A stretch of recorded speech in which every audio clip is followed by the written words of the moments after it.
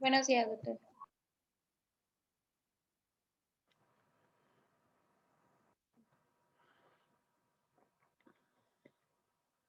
Buenos días, doctor. Buenos días, doctor. Buenos días, muchachos.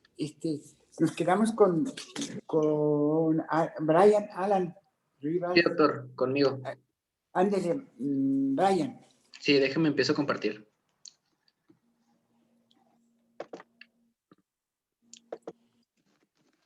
Muy bien. Ahí se ve ya, ¿verdad? Sí, Brian.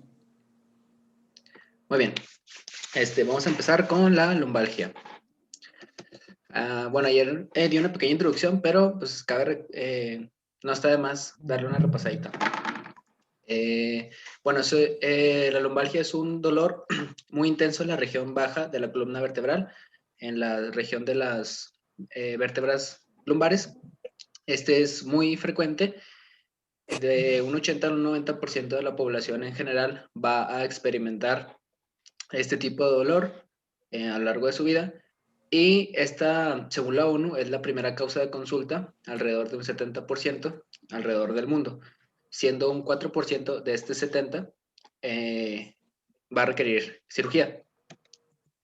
La clasificación ya la habíamos visto ayer, pero nos vamos a enfocar principalmente en la mecánica e inflamatoria. La etiología pues, puede ser por muchas causas, como esfuerzo físico, estrés, ansiedad, depresión, ira, dolor óseo, infecciones, y la que nos interesa para esta clase, que es referente a la lumbalgia inflamatoria, es la de enfermedades reumatológicas. Brian, dicen que la lumbalgia es la zona donde se une el psique al soma. Sí, se entiende.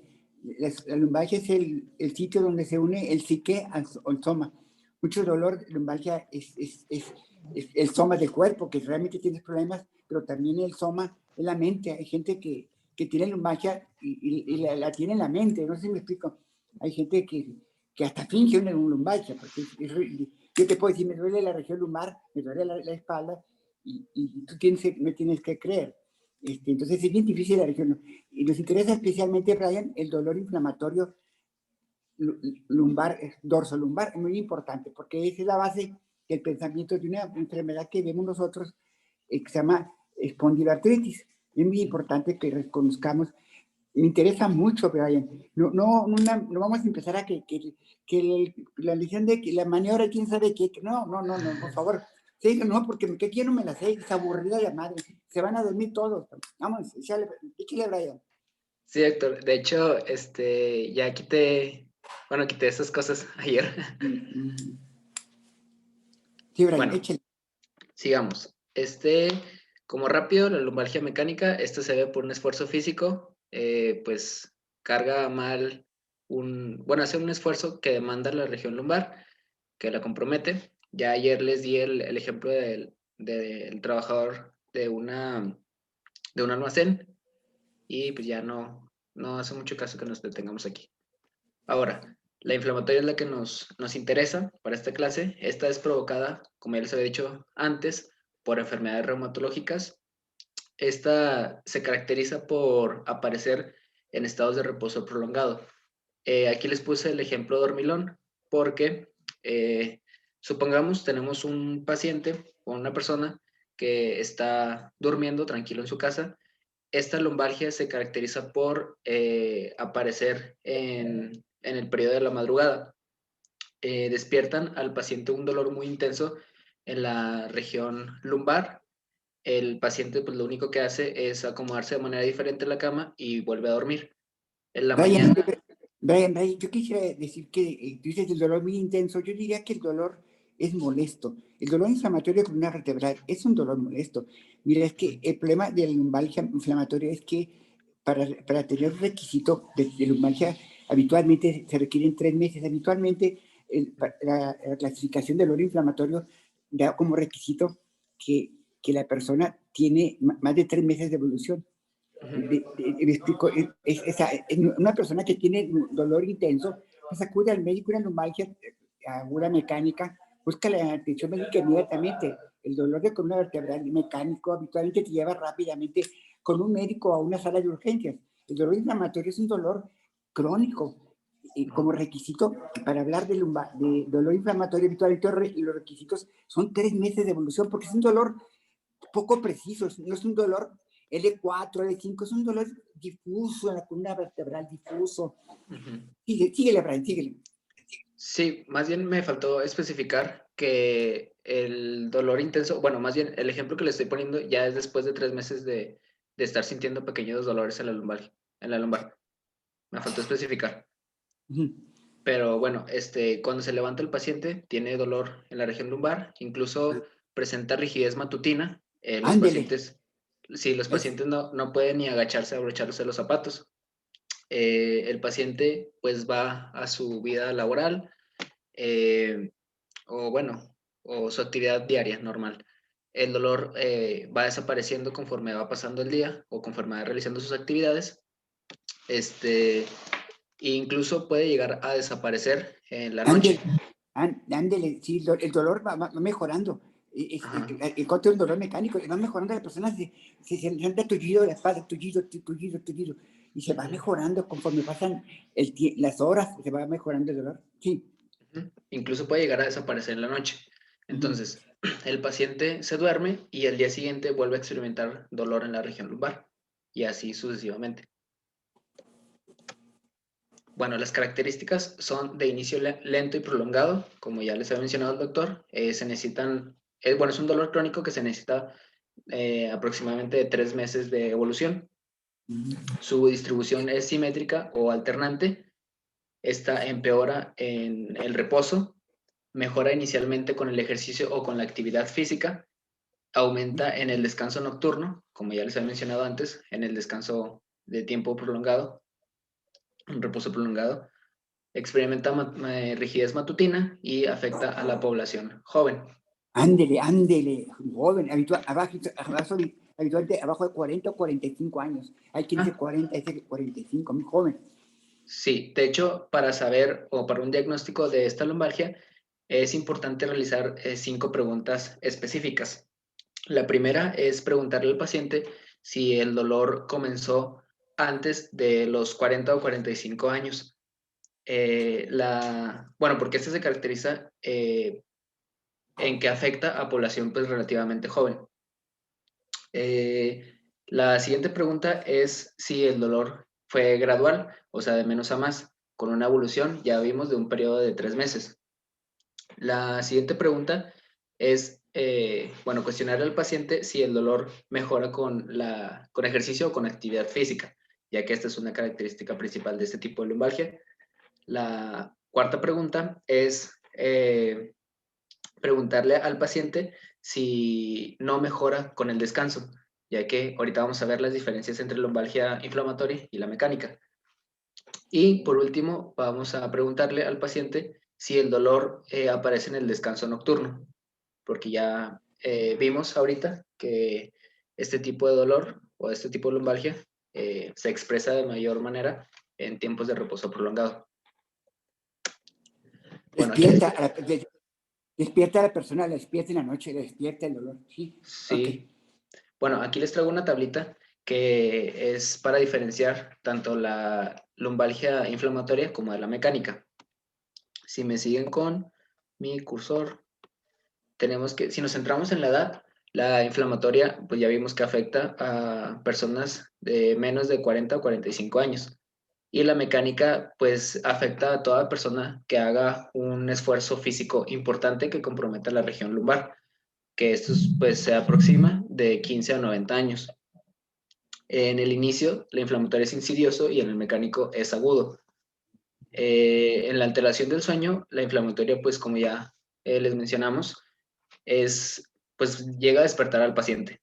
Entonces, es muy importante esta alteración del sueño. Y en la mecánica depende mucho, o sea, sí existe alteración de sueño, pero esta puede variar de paciente en paciente, ya que esta depende mucho tanto de la superficie en la que esté descansando el paciente como de la posición en la que este mismo descanse. Ahora, en la rigidez matutina, en la inflamatoria se presenta de manera pues sumamente importante, pues ya es característica de este tipo de lumbalgia. Y en la mecánica existe, pero no es tan grave. En el ejercicio físico, en la inflamatoria va a haber una mejoría notable.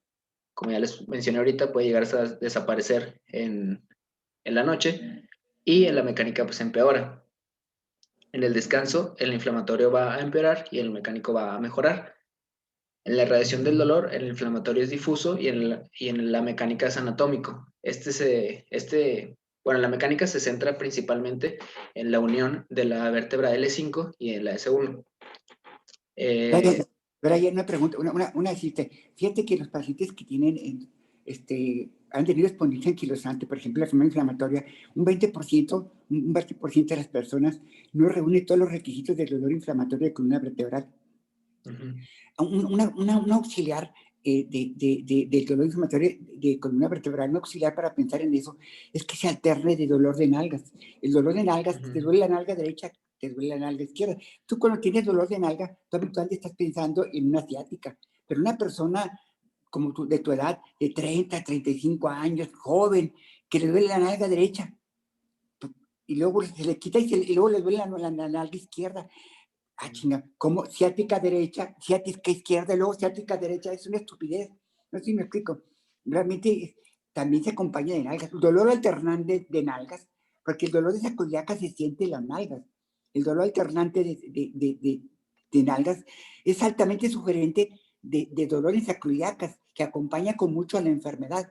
¿De acuerdo? Eso te ayuda mucho en el diagnóstico, pero un 20% de las personas no tienen todas las características. Entonces se dice que una persona debe ser sometido a estudios, escrutinio para enfermedades como espondilitis cuando tiene un dolor de más de 3 meses de evolución.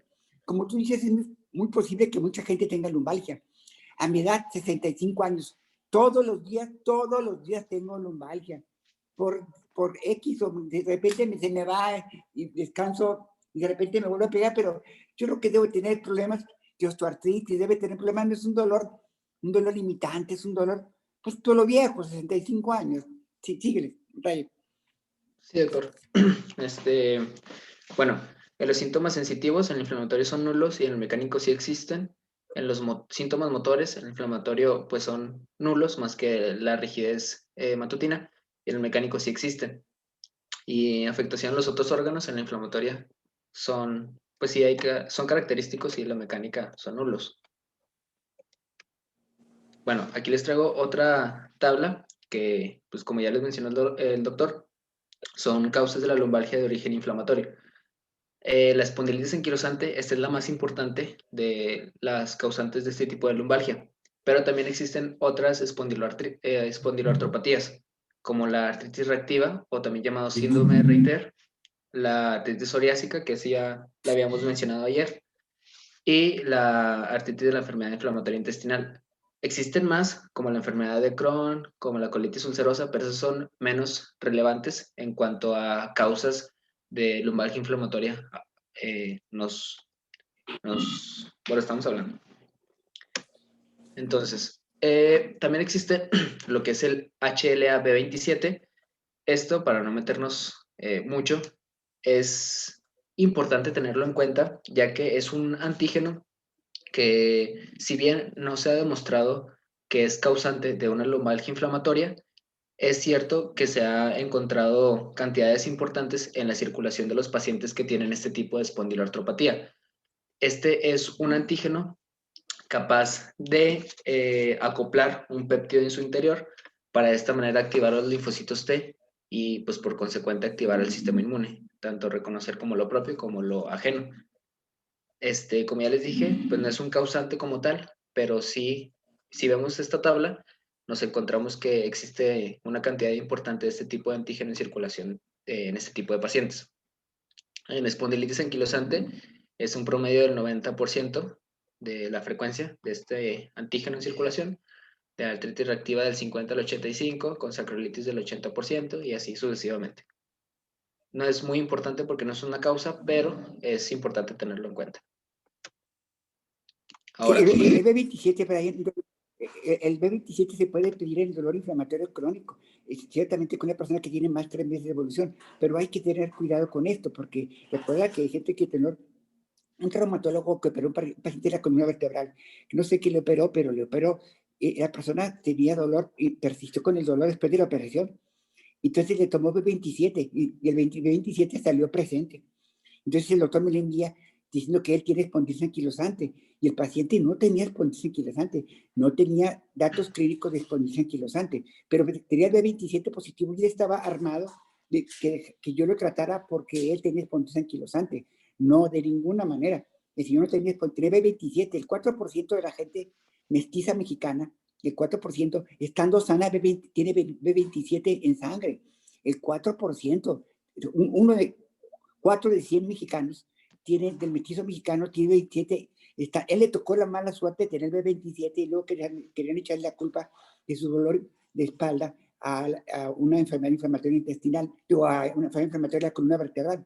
Entonces, abusadillos con B27 ciertamente tiene valor, pero hay que medirle agua a los camotes.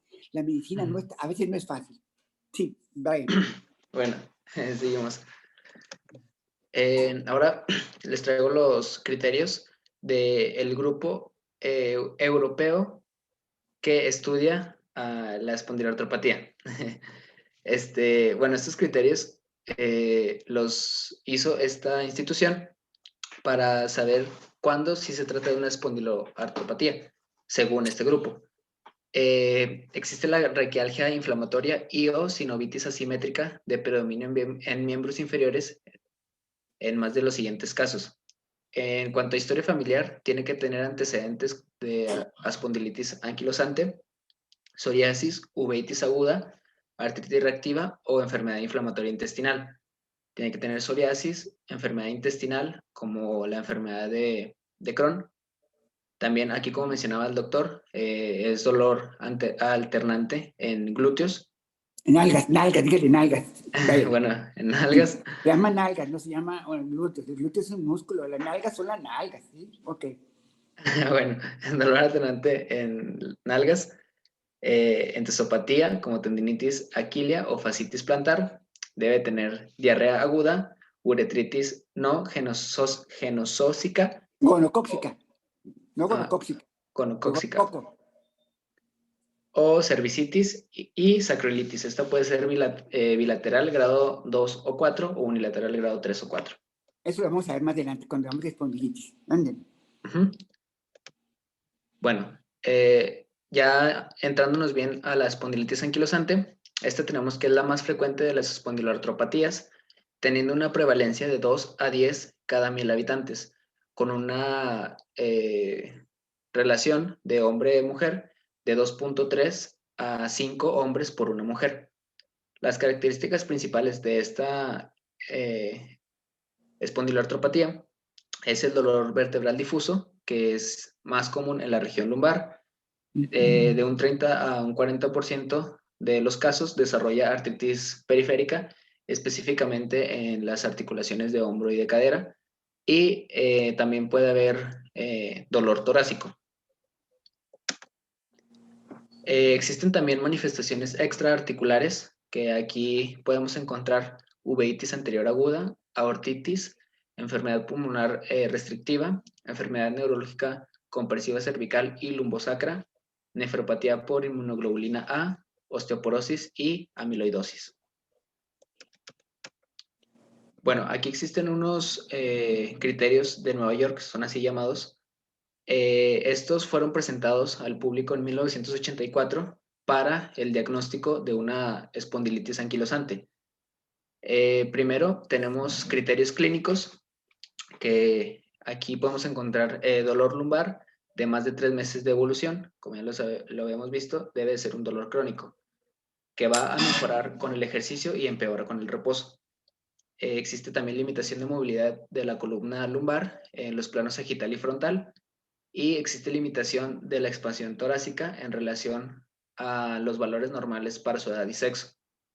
Ahora, pasamos a los criterios radiológicos. Aquí vamos a encontrar sacroilitis bilateral de 2 a 4, de grados 2 o 4, o unilateral de grados 3 o 4. Ahora, para poder determinar si se trata de una espondilitis anquilosante, debemos de contar con el criterio radiológico y al menos con un criterio clínico de estos que vienen aquí, según este estudio llevado a cabo en Nueva York. Ahora, para el tratamiento bueno, el tratamiento es paliativo, ya que no existe una cura como tal, pero se recomienda mucho realizar ejercicios, específicamente la hiperextensión de la raquis. El descanso nocturno debe de ser sobre superficie firme, sin que se comprometa de la raquis. Y también se lleva a cabo el tratamiento por medicamentos del grupo de las AINES, como la indometacina, naproxeno y diclofenaco. También es utilizada la fenilbutasona para evitar la toxicidad de los medicamentos del grupo AINES. Fíjate que la fenilbutasona es un antiinflamatorio potente, pero prácticamente ya desapareció. Además, ni yo lo usé, fíjate. Yo no usé fenilbutasona porque ya desapareció, creo que desapareció. Es muy potente antiinflamatorio, pero con efectos tóxicos sobre médula ósea. Es potente, pero prácticamente ya no se usa. Yo te diría que de primera intención, una persona joven con dolor inflamatorio con una vertebral, yo le daría indometacina como primera opción. La indometacina yo se lo daría. Recuerdo que una característica del dolor inflamatorio es que mejora mucho con los antiinflamatorios. Es una característica, uno de los criterios para hablar de dolor inflamatorio es que mejora con los AINES muy importantemente. Entonces, ese es un criterio para pensar que es un dolor inflamatorio. Yo no estoy diciendo que una lumbalgia mecánica con una hernia de disco no tenga mejoría con un con un antiinflamatorio, pero es muy marcado en la persona que tiene dolor inflamatorio el uso de un antiinflamatorio. Sí, sí, de acuerdo. Vamos a ver los otros espondilitis anquilosantes y espondiloartritis. El término correcto actualmente ya no es espondiloartropatías, tiende a usarse el término espondiloartritis, ¿de acuerdo? Es el término actual. Tratar de quitar espondiloartropatía y hablar de espondiloartritis.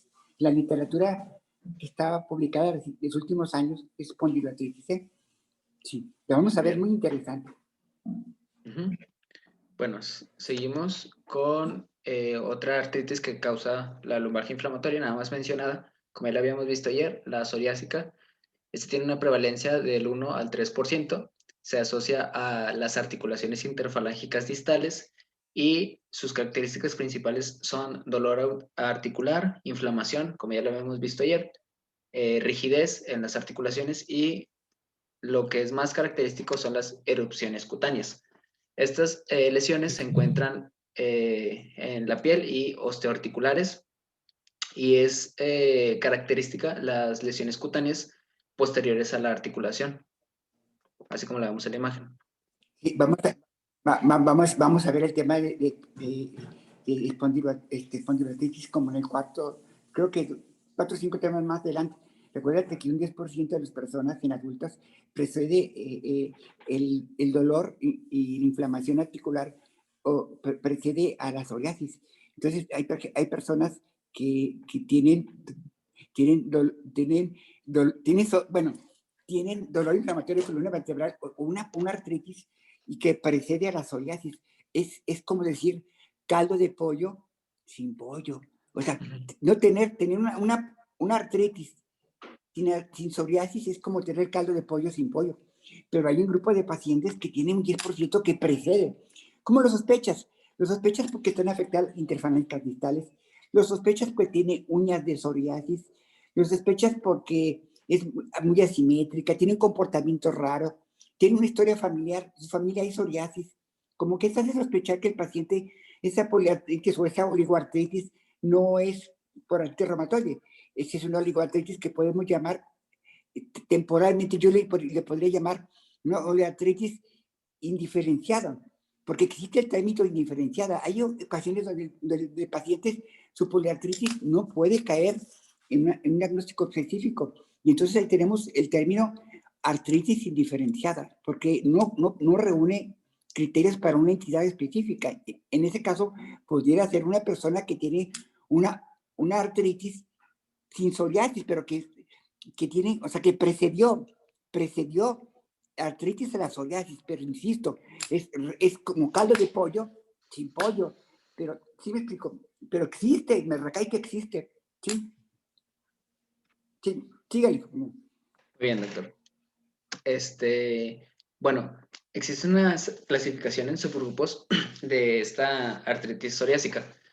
Tenemos que la afectación predominante de articulaciones interfalángicas distales va a ser de un rango de menos del 5%. Va a ser la artritis mutilante, esta va a ser rara. La poliartritis simétrica, similar a la de la artritis reumatoide, pero de carácter cero negativo, va a ser de un 15%. La oligoartritis asimétrica, esta va a tener una prevalencia del 70%, y espondilitis anquilosante como característica predominante de este tipo de artritis va a ser de un 5%. Para su tratamiento también se usa medicamentos del grupo AINES, como la indometacina, diclofenaco, naproxeno. También, bueno, ya el doctor dice que no se usa, pero también es indicada la fenilbutazona. También es recomendable hacer uso de glucocorticoides de manera de ampolletas vía intravenosa. También se usan fármacos antirreumáticos de acción lenta, como la sulfasalacina y la metotrexato. Y por último, Fíjate que ahorita, Brian, no hay metotrexate actualmente ahorita con este problema de los laboratorios que se metió el gobierno federal, no hay metotrexato. No sé, es increíble, no hay metotrexate, es un medicamento indispensable en el manejo de enfermedades reumáticas. El metotrexate es el medicamento de elección para tratar artritis reumatoide de primera intención por su efectividad y su costo. Es muy bueno el metotrexate, pero no hay metotrexate actualmente. No consigue metotrexate. Es increíble que no se consigue metotrexate. Es muy. Hablando de espondiloartritis, en general, preferimos la sulfasalacina que metotrexate. Cuando una persona tiene espondilitis anquilosante y tiene partición periférica, que se le hincha las rodillas, que se le hinchan los tobillos, hay que usar sulfasalacina. De primera intención, no metotrexate, de primera intención, sulfasalacina, no se te olvide. No es la primera elección de metotrexate en la artritis, se acompaña periféricamente a la espondilitis anquilosante o a la artritis psoriásica.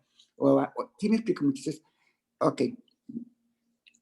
Doctor, yo tengo no una estoy duda. haciendo bola, muchachos. Dime, No, Carlos. ¿Carlos? Sí. En cuestión de te las escucho. erupciones, en cuestión de las erupciones, ¿qué se va a utilizar? Porque el tratamiento ahí se ve pues que es antiinflamatorio y analgésico, pero las erupciones que están posteriores a la articulación ahí, ¿qué procede? Cuando está afectada la piel, muchachos, ¿sabes qué es lo más efectivo? Es el metotrexate. De hecho, el metotrexate empezó a usarse inicialmente en psoriasis. Fíjate que no antes que en artritis reumatoide, la primera indicación de usar metotrexate, no en neoplasias, porque metotrexate por naturaleza se usa a dosis altas para personas con neoplasias como la leucemia. La leucemia se maneja con metotrexate, pero dosis de caballo. Una dosis pero altísima de metotrexato, que busca mielosupresión, no inmunosupresión. Metotrexate se usó inicialmente para problemas como la leucemia, pero usamos en artritis, la usamos a dosis bajitas, 7.5 a 20 miligramos máximo. No se te olvide, pero quiere decirte que históricamente el metotrexate se usó a dosis bajas primero en psoriasis y artritis psoriásica que antes que la artritis reumatoide, pero inclusive es su primera indicación. La piel mejora con metotrexate también. ¿Sí? Gracias, doctor. Ándele. Bueno, y ya por último les traigo la artritis de la enfermedad inflamatoria intestinal. Las principales enfermedades inflamatorias causantes de este tipo de lumbalgia es la colitis ulcerosa y la enfermedad de Crohn. Existen también manifestaciones osteoarticulares, que estas son artritis periférica, sacroilitis y espondilitis. Su tratamiento es por reposo, por terapia física, realizando ejercicios controlados y por medicamentos pertenecientes al grupo de los AINES. Y de mi parte sería todo, doctor. Fíjate, nomás vaya rápidamente decirles que básicamente ahora ha cambiado mucho el manejo de la dolor inflamatorio de la columna vertebral y de la artritis que acompaña al dolor inflamatorio de la columna vertebral, como la psoriásica, la que acompaña al Crohn y la que acompaña al CUSI. Esto ha cambiado mucho. Usamos terapia biológica, se usa cada día más terapia biológica. inhibidores del factor de necrosis tumoral alfa, inhibidores de interleucina 17, se usan mucho en este tipo de enfermedades. Realmente son muy buenos, ha mejorado mucho el espectro de manejo de las personas que tienen espondiloartritis. Y escuchamos al que sigue, compañerito del grupo A. ¿Cómo se llama? José Carlos Reina Macías. Sigue, compañero. Ok, bueno, ahora a mí me toca lo que es el tema de la Escuchando. fibromialgia, que pues este es un síndrome de Reina. dolor crónico. Este se ha definido como una constelación de síntomas, entre los cuales pues se va a incluir claramente lo que es el dolor crónico difuso. ¿Sí me escucho? Sí. Ok. Sí, Carlos. El dolor crónico difuso y la presencia de puntos hipersensibles Iniciaron. o dolorosos. Este síndrome tenemos que va a ser debilitante y produce frustración tanto para el médico como el paciente, más que nada por la naturaleza crónica de los síntomas, las múltiples etiologías posibles que pues realmente ninguna encaja con el padecimiento y la ausencia de una terapia segura y eficaz para tratar los síntomas. Doctor, les tengo un video de 1 minuto y medio. ¿Quiere que se los ponga o solamente con mi explicación?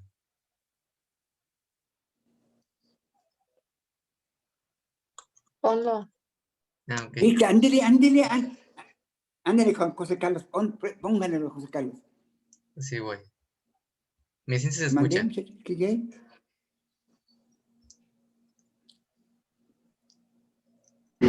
La fibromialgia es una enfermedad relativamente frecuente que afecta aproximadamente al 2% de la población. Se caracteriza por causar un dolor crónico musculoesquelético generalizado del aparato locomotor, afectando sobre todo a músculos, ligamentos y articulaciones. El paciente puede presentar síntomas como cansancio, alteraciones del sueño, pérdida de concentración, rigidez, ansiedad o depresión, así como múltiples síntomas neurovegetativos como frío, calor, estreñimiento, diarrea, palpitaciones. Puede aparecer a cualquier edad y su causa es desconocida, aunque al parecer factores de tipo traumático, psicológico, infeccioso o emocional son capaces de desencadenar su aparición. En ocasiones, su diagnóstico es complejo, ya que no existe ninguna prueba que permita confirmarlo, sino que se basa fundamentalmente en la historia y la exploración clínica del paciente. Se manifiesta por dolor excesivo a la presión. Ahora sí, vamos a comenzar con lo que es la clínica de la fibromialgia. Vamos a tener que su diagnóstico se hace por la historia de dolor crónico y una exploración física con puntos dolorosos, que ahorita los vamos a ver más adelante. Tenemos primeramente que la anamnesis debe de incluir la presencia de al menos 3 meses de dolor generalizado. Este va a ser dolor bilateral. Este debe de ser por encima y por debajo de la cintura e incluye un dolor en el esqueleto axial. Tenemos que la exploración física debe demostrar pues dolor a la palpación con una presión de aproximadamente 4 kilogramos en al menos 11 de los 18 puntos dolorosos ya predefinidos, pues. Y tenemos que el diagnóstico de la fibromialgia no se debe de excluir con la presencia de otras enfermedades. Tenemos que este síndrome afecta 8 veces más a las mujeres que a los hombres y que tiene una prevalencia global en la sociedad del 1 al 5%, lo que pues representa el segundo lugar después de la artrosis como un diagnóstico reumatológico pues muy frecuente. Y pues aunque también se han descrito en niños, los síntomas comienzan habitualmente en un amplio margen de edad de entre los 25 años hasta los 65 años. Ahora sí, vamos a ver la localización de los puntos dolorosos. Tenemos que estos puntos se localizan en ambos lados del cuerpo. El primer punto es en la inserción de los músculos suboccipitales. El segundo es en la cara anterior del espacio intratransverso de lo que es el espacio entre la cervical 5 a la cervical 7.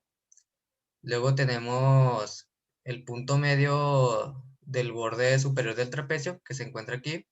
El 4 es el origen del músculo supraespinoso por encima de la espina escapular, cerca de lo que es el borde medio. El punto 5 es la segunda costilla en el borde lateral de la unión condrocostal. El punto número 6 es 2 centímetros por debajo del epicóndilo lateral. El número 7 es en el cuadrante superior externo del glúteo, justo en el pliegue anterior del músculo. El número 8 es en la parte posterior de la prominencia trocantera mayor. Y el punto 9 es en la parte medial de la almohadilla de grasa proximal a la línea articular de la rodilla. Y pues, como podemos observar, estas áreas son relativamente específicas para el diagnóstico de la fibromialgia.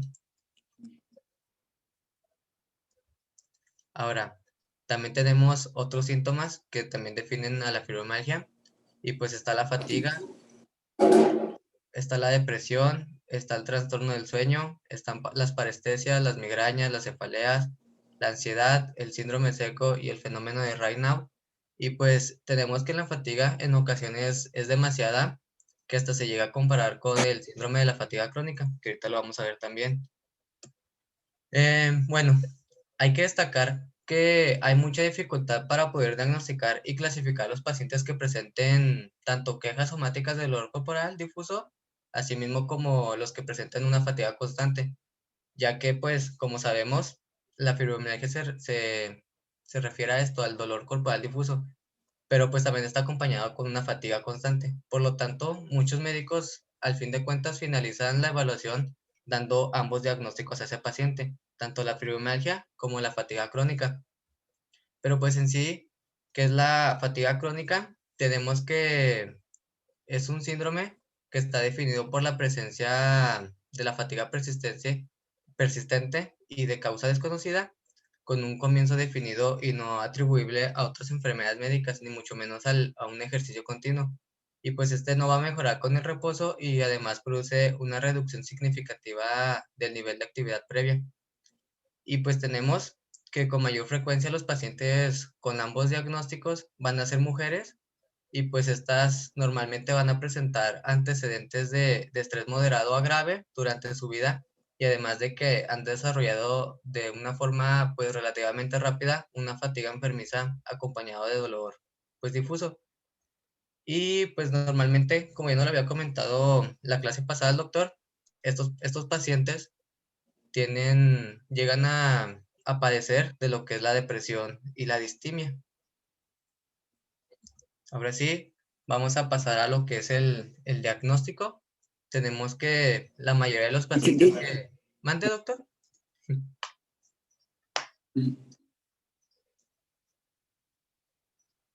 No, nada, yo nomás te quería comentar que hay gente, hay que ponerse abusadito, Carlos, porque hay gente que tiene, por ejemplo, tiene artritis y puede tener también fibromialgia. Hay personas que tienen lupus y también tienen lupus y fibromialgia. Tú puedes tener dos enfermedades y es posible, por ejemplo, una persona que tenía artritis reumatoide, el señor yo lo veía y el señor estaba con terapia biológica, estaba recibiendo el factor de necrosis, el bloqueo del factor de necrosis tumoral en forma de Enbrel, se llamaba, y el paciente estaba muy bien, no tenía articulaciones inflamadas ni dolorosas, el paciente tenía reactantes de fase aguda normal, él estaba en remisión, pero él se seguía sintiendo muy mal. ¿Por qué se seguía sintiendo muy mal? Porque tenía fibromialgia secundaria. Él estaba estresado porque él tenía una pensión temporal, porque él trabajaba en una tienda chiquita, una tienda no grande, y querían que regresara a trabajar. Y él tuvo una respuesta de su cuerpo al problema laboral, se hizo una fibromialgia y él se sentía mal, pero realmente se sentía mal. Yo le revisaba y no encontrar inflamación, pero le encontraba puntos de gatillo, lo que tú mencionaste, los puntos de gatillo 11 y 18 los tenía. Es que él tenía una fibromialgia secundaria, ¿me explico? No me explico. Entonces tú puedes tener lupus y puedes tener fibromialgia. Lo más común es la fibromialgia primaria, esa que realmente se relaciona generalmente a depresión. Es lo más común, recuerda, 1% de las personas adultas, la mayoría son mujeres, puede tener fibromialgia. La fibromialgia, el paciente puede ser muy expresivo, se siente muy mal. Yo recuerdo pacientes que yo no veía, pero estaban tomando 6, 7 medicamentos antidepresivos, muchos medicamentos, que duloxetina y impramina, y ¿cómo se siente? Muy mal, chingada, ¿para qué está tomando tanto pendejo? Bueno, o sea, tú decías que se crea frustración, el médico se siente frustrado, te sientes frustrado, sobre todo porque aparte el paciente quiere pensionarse, quiere lograr una pensión definitiva, No sé si me explico. Y es muy difícil hacer una depresión, una depresión, o sea, sí me explico. Por eso se crea un conflicto muy doloroso. Por eso se dice que un reumatólogo americano, prefiero échale 10 lupus y graves, pero no le eches una fibromialgia, porque hay fibromialgias muy especiales. Hay fibromialgias de veras, muy especiales, que el paciente llega con toda la familia, todos los hijos, el esposo y todos. Parece que la señora la van a sepultar, llega con un dolor de poca madre, no sé si me explico. Abusadillos de fibromialgia, póngase abusado, porque te puede confundir y tú con un buen corazón puedes empezar a dar cortisona pensando, cuidado muchachos, la fibromialgia, los puntos de gatillo, ¿de acuerdo? No es tan difícil de detectarla, muchachos, créanme. Es cuestión de que ustedes se hagan expertos. ¿Por qué se van a hacer expertos? Porque ustedes van a ser reumatólogos, cardiólogos, cirujanos, no sé, pero se van a ser expertos. Todos ustedes van a ser grandes. Yo no sé de qué van a hacer, pero algo van a hacer. Sí, es inclusive lo que les comentaba, de que aunque se padecieran de algunas otras enfermedades, no por eso hay que menospreciar a la fibromialgia. Y bueno, tenemos que la mayoría de los pacientes que tienen un dolor musculoesquelético sin tener pruebas pues objetivas de alguna enfermedad van a llegar a la consulta del reumatólogo, derivados obviamente del médico de atención primaria con el diagnóstico de la fibromialgia. Esto ya puede ser con o sin el diagnóstico del síndrome de la fatiga crónica. Por lo tanto, aquí es donde el reumatólogo va a enfrentar dos retos. El primero es identificar a los pacientes que presentan una enfermedad, ya sea sistémica o localizada, que pues esta se podría resolver con un tratamiento específico. Y el otro es diseñar un tratamiento que sea razonable y un plan de manejo que, pues para aquellos que encajen mejor en las categorías diagnósticas, ya sea de la fibromialgia o del síndrome de la fatiga crónica. Para esto, pues está este algoritmo para saber qué tipo de padecimientos tiene esa persona. Tenemos, si el paciente tiene como dolor principal, no, perdón, como síntoma principal el dolor, y cuando es tocado, es insoportable o es beneficioso. Cuando es beneficioso, tenemos que la fibromialgia como diagnóstico va a ser poco probable, y si el tacto es insoportable y además se acompaña con un sueño no reparador, este paciente lo más probable es que tenga fibromialgia. Por el otro lado, si el síntoma principal es la fatiga y ahora tenemos que el tacto es molesto, aquí puede ser que este paciente sí tenga los dos padecimientos, tanto fibromialgia como la fatiga crónica. Y si el tacto es beneficioso, pero se acompaña de un sueño que es poco suficiente, pues este paciente solamente va a tener como diagnóstico lo que es la fatiga crónica.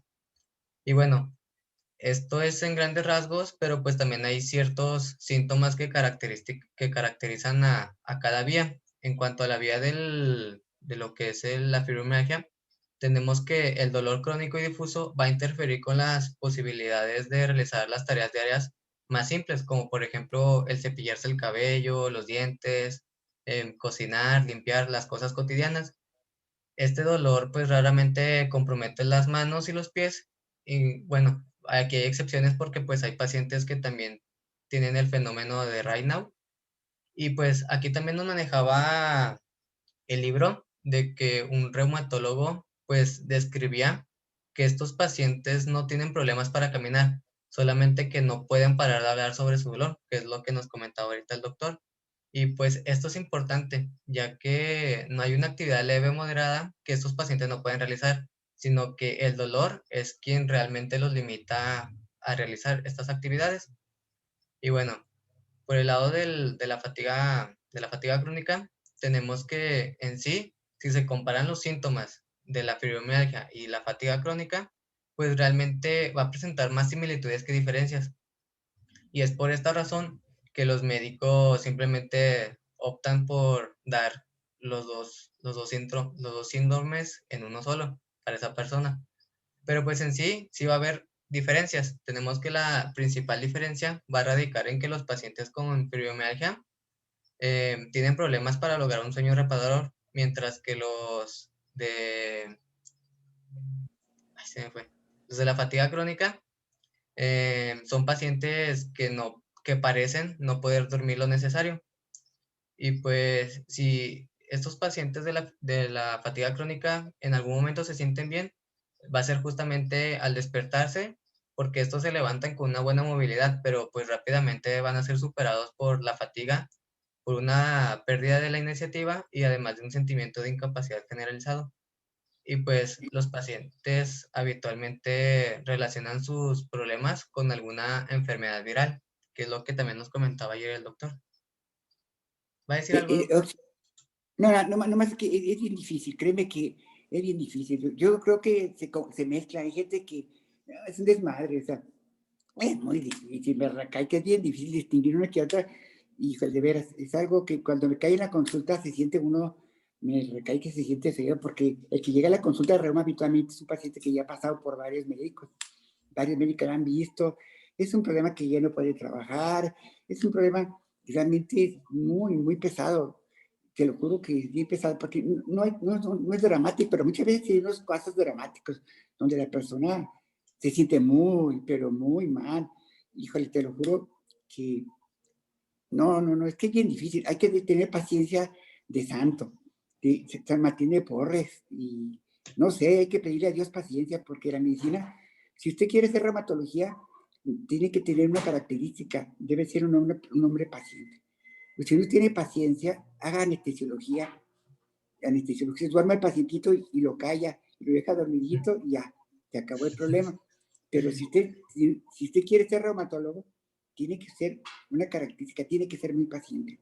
Si no tiene paciencia, no tiene usted nada que hacer en reumatología. ¿Sí? No lo haga, por favor. ¿Sí? Sí, es incluso lo que yo les comentaba al inicio, ya que pues resulta ser muy, muy frustrante para ambos lados, el doctor y el paciente. Exactamente. Y bueno, continuando con el diagnóstico, tenemos que la exploración física pues es importante más que nada no tanto para encontrar hallazgos físicos que expliquen los síntomas, sino que es fundamental que el médico efectúe pues una detallada exploración física a fin de descartar alteraciones localizadas o sistémicas, ya que pues es útil cuantificar la sensibilidad a estos puntos de presión, aunque pues realmente muchos pacientes pueden presentar dolor en cualquier parte del cuerpo que sean tocados, y pues a veces resulta hasta inútil los puntos que ya les había comentado. Carlos, yo creo que fíjate que los puntos de fibromialgia siguen teniendo valor. Fíjate Ujú. que es la manera de detectarlos, les duele lo mismo a todos. Yo no estoy diciendo que se estén haciendo. Es es el terreno del colon irritable. El colon irritable es la fibromialgia del gastroenterólogo. Una persona que tiene episodios de diarrea, de dolor abdominal, de estreñimiento, y le estudia y no le encuentra nada. Los pacientes con fibromialgia también pueden tener colon irritable y también frecuentemente tienen dolor de cefalea. Son dos características que pueden acompañar a la fibromialgia. La colon irritable y la cefalea. ¿Me explico? ¿No me explico? Realmente a veces hay que hacer muchos estudios, pero realmente habitualmente no requiere muchos estudios. Tú le pides una biometría hemática, proteína C reactiva, factor reumatoide, le pides exámenes, parámetros, pruebas de función hepática. Tú le puedes decir, mira, hay una enfermedad que se llama Sjögren primario. El Sjögren primario es una enfermedad autoinmune de los epitelios exócrinos, que lo más representativo es boca seca y ojo seco. Eso es lo más representativo. Pero muchas veces el paciente puede tener Sjögren, de fondo un Sjögren primario. En la práctica mía personal, a veces se confunde mucho el síndrome de Sjögren con la fibromialgia. Si le preguntas a la persona con síndrome de fibromialgia, puede sentir ojo seco y boca seca. Entonces eso es una bronca que te puede confundir. ¿Me explico? ¿No me explico? Hay que ponerse busadillo. Yo te digo, ponga atención especialmente a la posibilidad de Sjögren, pero créeme que generalmente no es tan difícil. Y no todo es dramático. Hay pacientes que tienen fibromialgia y son funcionales. Se van a trabajar porque tienen que trabajar, tienen vergüenza, tienen ganas, tienen que mantener a su familia. Pero hay gente que realmente van a parar a reumatología. Yo diría, mándelos a otro, mándelos al neurólogo, o no sé quién mándelos, pero no sé qué. Pero realmente es difícil manejar la fibromialgia, créeme que es difícil.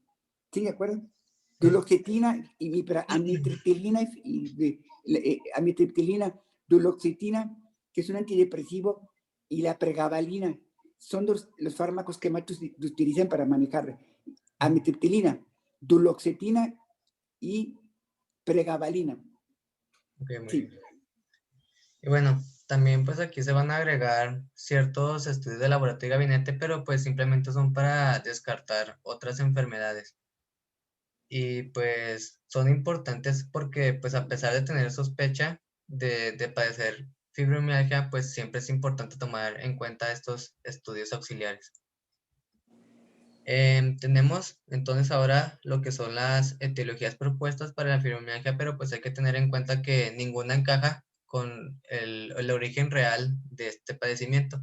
En cuanto al sistema nervioso central, tenemos la neuroplasticidad o remodelación por dolor crónico, la disfunción del procesamiento del dolor, alteraciones genéticas de metabolismo de la serotonina, y esta tomaba mucho hincapié porque normalmente en estos pacientes cuando se les hacían estudios se veían pues los metabolitos de la serotonina muy bajos junto con los niveles de serotonina, pero pues en sí no explicaban por qué sería el factor del origen. También Carlos, tenemos, mándeme. Carlos, fíjate que si tú le haces estudios a las personas enamoradas, si tú le estudias neurotransmisores cerebrales de una persona enamorada, te van a sorprender que los pacientes enamorados tienen alteraciones en neurotransmisores cerebrales impresionantes. O sea, ¿qué quiere? O sea, como que yo pienso que el enamorado no está enamorado porque tiene mucha serotonina o dopamina. Simplemente, yo creo que es al revés. Bueno, si la serotonina o la dopamina en altas dosis te da enamoramiento, pues compra en la farmacia dopamina para que no dejes de querer a tu vieja, a tu mujer, ¿verdad? O sea, pero si tú le dices a una persona, pues deprimida, también vas a encontrar alteraciones en los transmisores cerebrales. No sé si me explico. Entonces son ideas que como que pegan la cabeza, golpean la cabeza, ¿sí? Sí. ¿Verdad que sí? Sí, Sí. demasiado. Y bueno, también tenemos la disfunción del sistema nervioso autónomo, que aquí pues entra la disfunción neuroendocrina, alteraciones de la respuesta al estrés.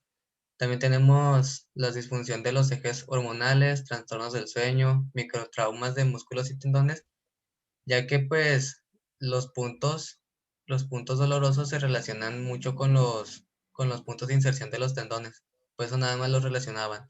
También tenemos los postraumáticos, que aquí nos mencionaba el libro que una persona que sufría de un golpe en el cuello, de un traumatismo en el cuello, tenía hasta 10 veces más de probabilidad de padecer pues este síndrome, una fibromialgia, después del año de esta lesión. También tenemos alteraciones psiquiátricas o psicológicas y pues factores biopsicosociales. Ya para ir finalizando, tenemos el tratamiento. Este tiene que tener, Sí, la pandemia.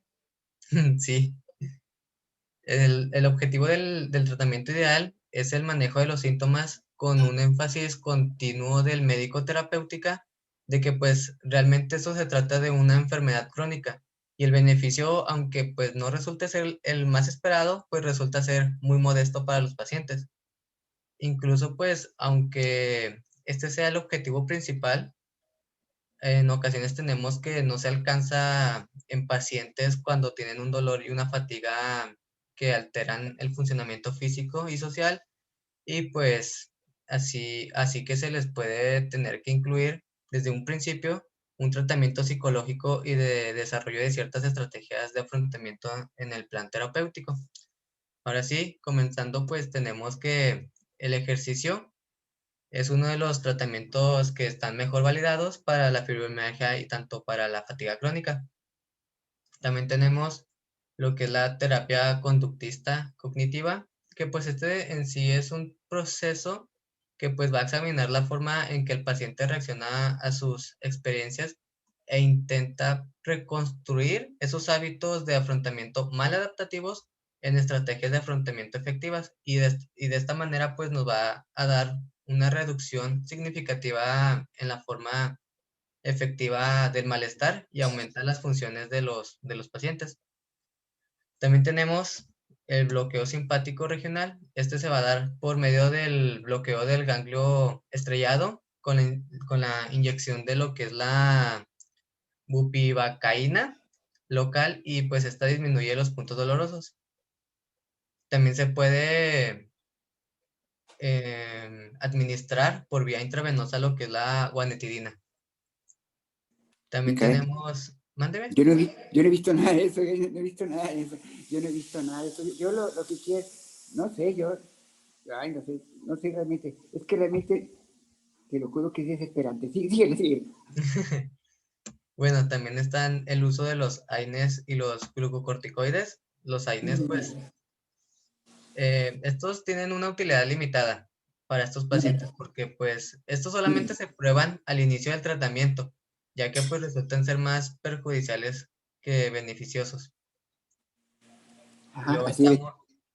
Luego están los antidepresivos tricíclicos, que es el que nos comentaba el doctor, que pues este en particular es la amitriptilina, que son de los fármacos más efectivos en la fibromialgia, y también están los inhibidores de la recaptura de serotonina, pero pues estos son un poquito menos efectivos, excepto por lo que es la fluoxetina, que pues en estudios dobles ciegos se obtuvo una disminución de los síntomas de la fibromialgia.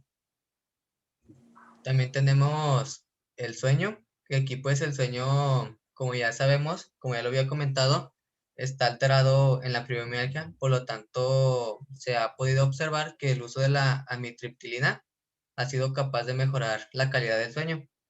Además de esto, también se utiliza la clorpromacina para la mejora del sueño.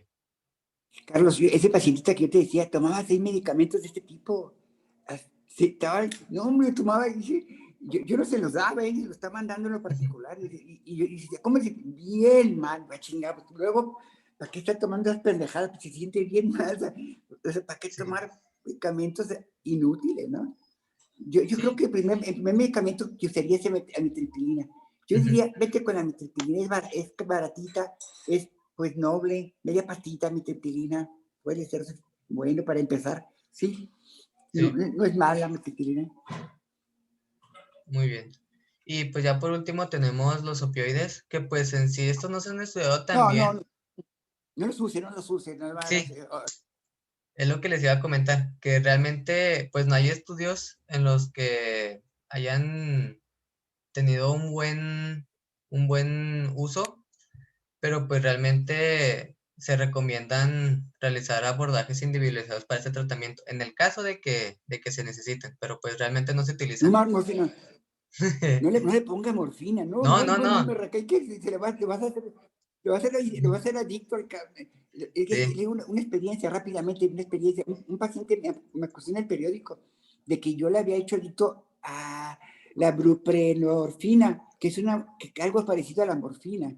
El paciente fue a la consulta supuestamente con un diagnóstico de que tenía una vasculitis, y el pacientito tenía como antecedente que tenía 8 años inyectándose buprenorfina. Yo lo mandé a internar porque sospeché que tenía una endocarditis, tenía una lesión isquémica en un dedo. Cuando encontré que tenía un soplo en el corazón, y lo iba a internar porque tenía 8 años que alguien le dio esa pendejada, y tenía 8 años inyectándose esa pendejada. Y él lo quise internar, y en los pocos días salió en el periódico mi nombre, en el periódico, que yo le había hecho adicto a esa pendejada. Yo lo mandé a internar, yo le quería quitar la dependencia a esa pendejada. ¿Me explico? No me explico. Obviamente hablaron al seguro, y el seguro dice, pues revisaron el expediente y dijeron, el doctor lo mandó a internar porque el señor tiene 8 años usando esa pendejada. No sé si me explico. Por eso tengo miedo. El que se quema con leche, hasta el jocoque le sopla. Recuerden, si usted se quemó con leche, le ofrecen jocoque y usted dice, ni madre, no quiero jocoque. Entonces esa pendejada, por favor, no tiene cabida. Yo le pido y le suplico, no usen ese tipo de pendejadas en reumatología, no funciona. Sí, es lo que les iba a comentar. Ya nos dieron las 12. Sí, doctor, ya es hora. Sí, Carlos. Les iba a Es la comentar hora. que... Muchachos, nos vemos mañana y les voy a pasar unas diapositivas para No, nada, ya nada. Sí, Carlos. ¿Qué, Carlos? Carlos, muchas gracias, Carlos. Gracias a usted, doctor. Nos vemos mañana. Mañana nos vemos y les voy a llevar les voy a mandar unas imágenes para, ¿cómo se dice? Para compartirlas. Doctor, todavía falto yo mañana, ¿verdad? Sí, compañerita, y tú te das unos 15 minutitos, 10 minutitos, y luego le sigo yo, ¿no? ¿Cómo ves? Sí, está muy bien. Me gustó el día de hoy, me gustó la presentación, está toda madre, estuvo muy bien, ¿eh? ¿De acuerdo? Gracias, doctor. Hasta mañana, ¿eh? Gracias, Nos doctor. vemos. Hasta Hasta mañana. mañana, Mañana, doctor. gracias. Adiós. Nos vemos. Adiós.